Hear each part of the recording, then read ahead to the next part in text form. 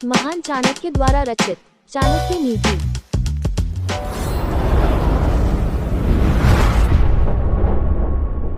आलस्योपक्ता विद्या पर हस्तगतम धनम, अल्पबीज हतम क्षेत्रम हतम सैन्यम नायकम।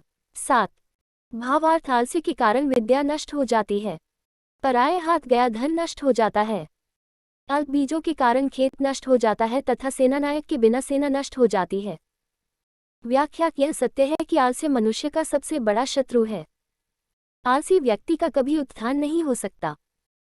इसलिए आचार्य चाणक्य ने कहा है कि विद्या या ज्ञान प्राप्त करने के बाद यदि व्यक्ति आलस्य करता है तो उसका वह ज्ञान या विद्या नष्ट हो जाती है, जबकि विद्या के लिए सतत अभ्यास की आवश्यकता होती है। अभ्यास करते रहने से विद्या कभी नष्ट नहीं होती है। इसी तरह दूसरे व्यक्ति को दिया गया धन भी नष्ट हुआ ही जानना चाहिए, क्योंकि उसका निश्चित नहीं है कि वह धन वापस मिल ही जाएगा। इस श्लोक में कहीं कहीं पाठांतर भेद से धनम के स्थान स्त्रिय पद भी देखने को मिलता है। उसका भी यही अर्थ है कि पराये हाथों पड़ी स्त्री भी नष्ट हो जाती है, उसका धर्म नष्ट हो जाता है। यदि खेत में बीज डालते समय आलस्य बरतते हुए थोड़े बीज डाले जाएं तो वह फसल पूरी नहीं होगी, जो होगी वह भी नष्ट हो जाएगी। यही स्थिति सेना की है। यदि युद्ध में सेना के साथ सेनानायक न हो तो वह हतोत्साहित होकर नष्ट हो जाती है। अभ्यासाद्धार्यते विद्याकुलं शीलेन धार्यते, गुणेन त्वार्या कोपो नेत्रेण गम्यते। 8। भावार्थ विद्या की प्राप्ति सतत अभ्यास से होती है।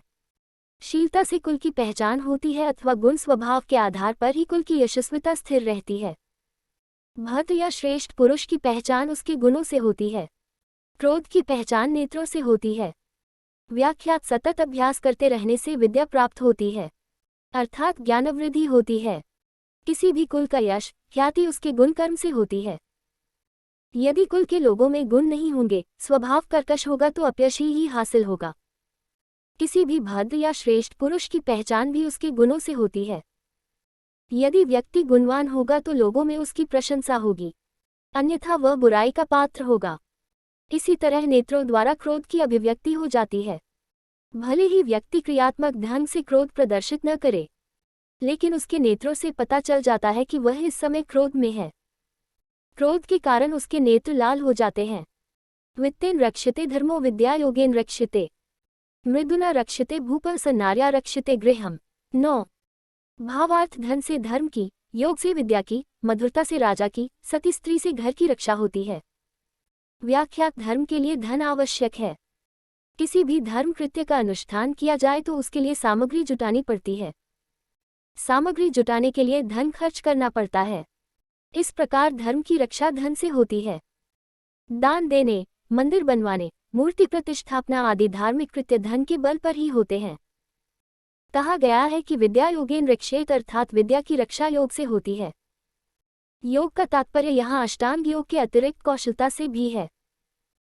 यदि विद्या प्राप्त करने में या विद्या का सतत अभ्यास करने में कौशलता बरती जाए तो विद्या की रक्षा होती है। कौशलता का अर्थ पढ़े हुए को दोहराना या पुनरावृत्ति करना है। राजा की रक्षा भी मधुरता से होती है, अर्थात यदि राजा का व्यवहार प्रजा के प्रति मधुर है तो प्रजा उसकी हर प्रकार से रक्षा करती है, शत्रु से भी उसे बचा लेती है। लेकिन यदि राजा का व्यवहार क्रूर हो तो प्रजा उसे हटा देती है, यहाँ तक कि उसके अपने विश्वसनीय जन ही उसके साथ घात करने से नहीं चूकते। इसी तरह घर की रक्षा सती साध्वी स्त्री से होती है। कहते हैं कि जिस घर में सती साध्वी स्त्री होती है उस घर में देवता पहरा देते हैं, अर्थात देवता भी उस घर की सुरक्षा करने में तत्पर रहते हैं। लेकिन यदि स्त्री शीलता त्याग देती है, उसका चारित्रिक पतन हो जाता है तो उस घर को नष्ट होते देर नहीं लगती।